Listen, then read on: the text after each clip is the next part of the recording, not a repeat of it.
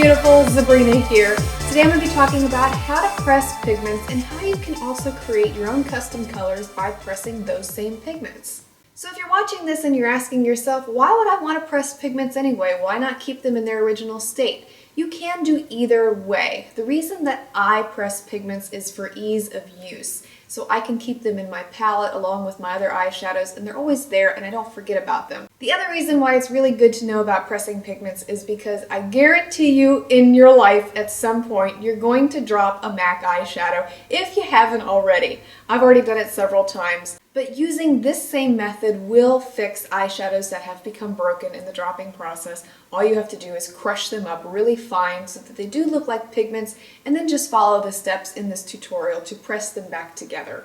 For today's tutorial, you will need the following items: empty 26mm pans, small spoons or a small utensil that you can scoop pigment out with, toothpicks, a small piece of fabric. Generally, you can find great fabric samples in the clearance section for less than $1. They're great for doing this kind of process.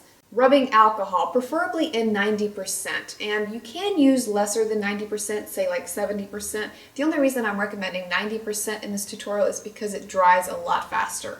Magnets, a quarter, or if you're outside of the US, a coin that will fit the 26mm pan perfectly. Paper towels so you don't mess up the table, and last but not least, don't forget your pigments. So now that we've gotten all that out of the way, let's go ahead and I'll show you how you can press your very own pigments. So in today's demonstration, I'm going to be pressing Rich Life pigment. So the first thing that we're going to do is take a little bit of Rich Life using a small spoon out of the jar and place it right into the pan.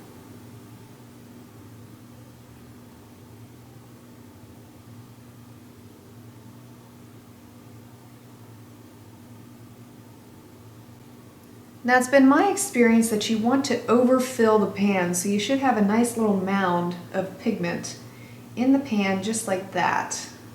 The next step is to use your rubbing alcohol, and I have emptied out an eyedropper bottle here and placed my alcohol inside the empty eyedropper bottle. This just makes it easier to apply the drops into the pigment for mixing purposes. But if you do this, make sure you label it alcohol so you don't accidentally put this in your eye. You just want to put a few drops right into the pigment. And I really don't measure how much I put in. I really just go until I see pretty much all of the pigment saturated.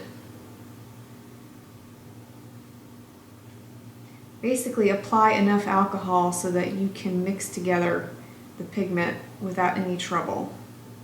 And take your toothpick and just swirl it around in there. And notice here that when the liquid is added, it looks like this is going to be enough to fill this pan, but it's very deceiving. Don't let it fool you. This is actually not going to be enough pigment to fill this pan when it is pressed, because you are going to be pressing it down into the pan. So I'm going to let this sit for a little bit and just come back and add a little bit more pigment after this is set a little bit more.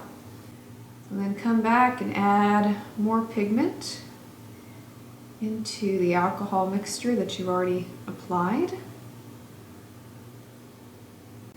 Apply just a little bit more rubbing alcohol, not much.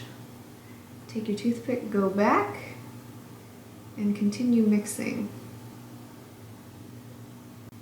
And don't worry if it does spill over the edges, we can clean that up when we're done with this process. You really just want to let this sit now for about 10 minutes, keep checking on it.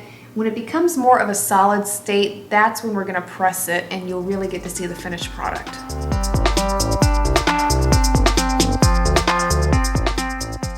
So it's pretty dried. You want to wait until it looks like there is no more alcohol in there whatsoever. Then take your cloth, place it right over that pan.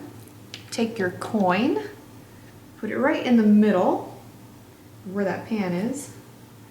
Somewhere in there. There we go. And then press down and you'll start to see all the alcohol fill up the edges of the cloth. And just keep pressing. And you want to press on it for about a minute. Now, this is the most important part of the process, because if it's not pressed in there well enough, then the eyeshadow will come loose later on. And you can remove your coin and the cloth. And you will need to clean up the edges a little bit of the pigment.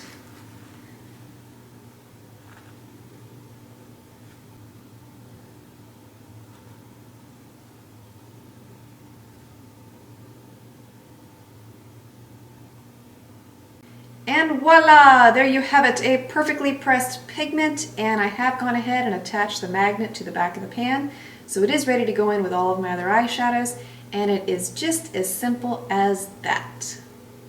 And just as an example, this is a custom color that I created using grape and fuchsia pigments. If you do want to experiment and create your own custom colors, you would just use 2 pigments instead of 1 in this tutorial.